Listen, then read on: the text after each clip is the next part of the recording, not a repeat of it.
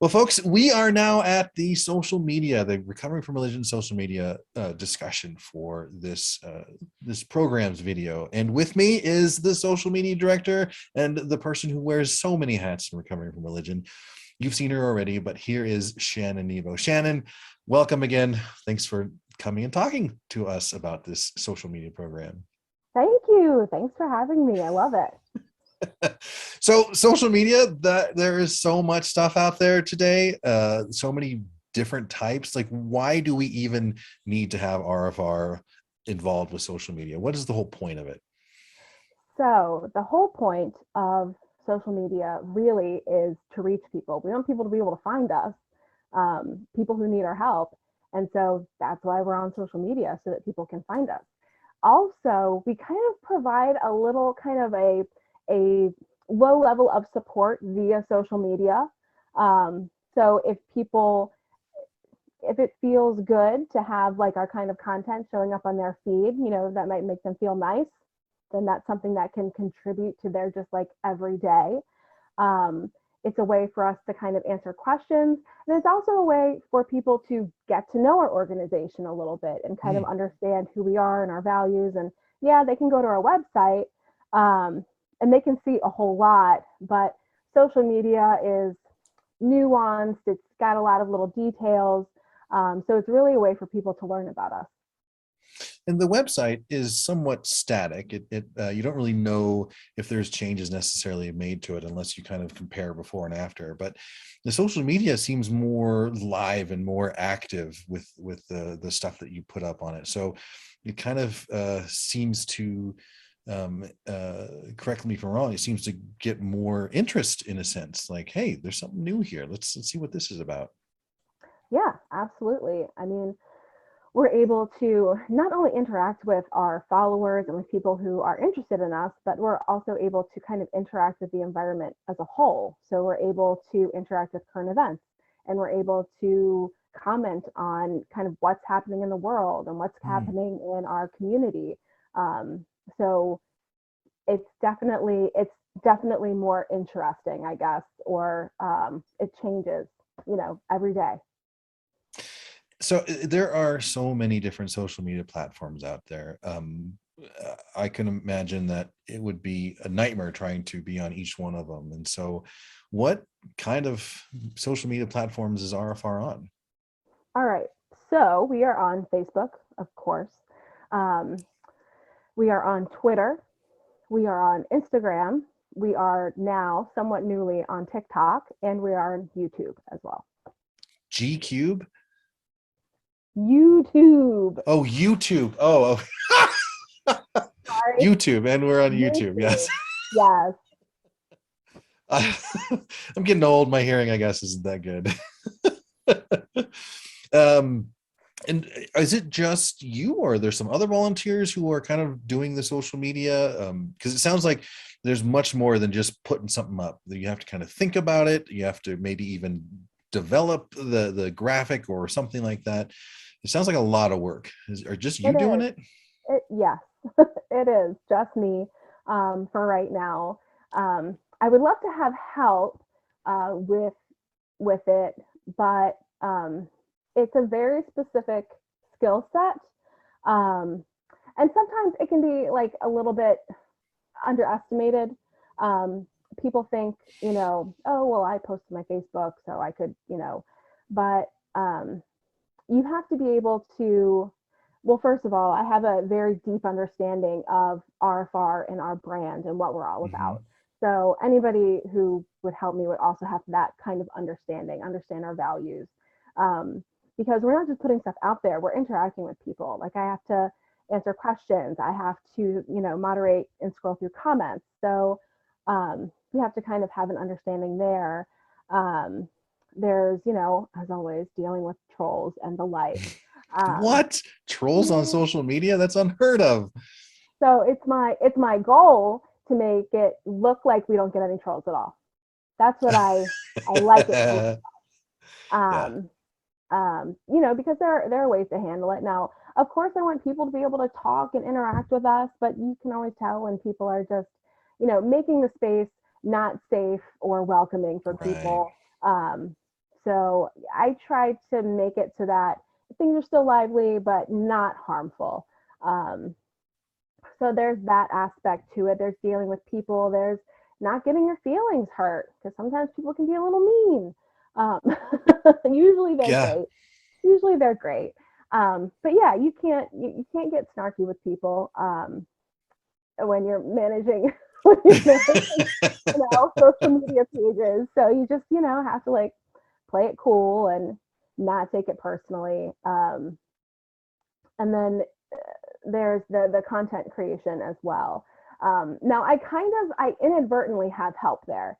So I'm able to kind of take things from other parts of our organization. So like the RfRX talks.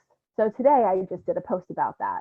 Now I had to make a little bit of content. I had to come up with a little bit of stuff, but mostly it's other people who came up with that. All I had to do was, make a little graphic and put some verbiage on it.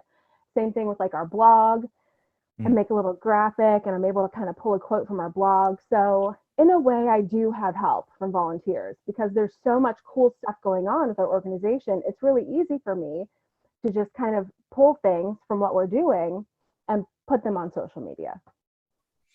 It sounds like there's a lot of work that all goes into the social media part. If I'm just someone who admires what RfR does and am still kind of maybe in the closet, but I want to help out. What do you think I could do within the social media realm to kind of help out RfR? So that can be a little tricky because social media is very forward facing.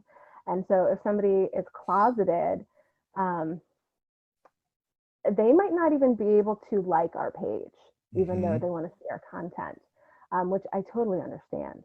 They might not be able to share something. Um, and so it can be a little hard. Facebook can be harder with that because they're a lot more picky about people being real people. Twitter's not so bad. TikTok's not so bad, you know. And so if people want to make anonymous accounts or whatever, and sharing, liking, interacting with us is always helpful. But again, my concern is always for people's safety and well-being. Yeah. So I don't want anybody interacting because if you're not careful with your social media settings, other people, family, friends, coworkers, or whatever might be able to see that. Um, so I guess I would welcome engagement. I love engagement. I love it when people like stuff, share stuff. I like it when people comment, ask questions, um, and they start to chat with other people in the comments. I like that a lot. But I want everyone to stay safe. So if all they do is just observe without interacting, that's also great. And I know that they're out there. I know they're there. Like I can feel it. We all know. We all know that all the Yeah. closeted people are there. Um, so I guess the biggest gift really is is is be helped. Like get better and feel better. And if we can do that for you, then that's awesome. I love it. What kind of things would you find, and what kind of things won't you find throughout all of these different social media accounts like Facebook, TikTok, like for RFR or from RFR? What kind of things will you and won't we find? So obviously, you're going to find information about all our programs. What you're not going to find is we don't really do like religion bashing. We might question things. We might point out some things that are kind of incongruent in religion or that kind of stuff to get people thinking. But we're not going to bash um, religion, I guess, just generally. We're certainly not going to bash believers, like in general, unless they're like a prominent person and they're doing something harmful. Hmm. But we never say that people are deficient or that people aren't smart or that believers are like mentally ill or anything like that. We don't do that. And we don't believe that because we were all there. We were all there at one point. Yeah. So we get it. Yeah. Um, so you're not going to find that kind of stuff. Nothing, I guess, the militant atheist stuff. That all has its place for sure.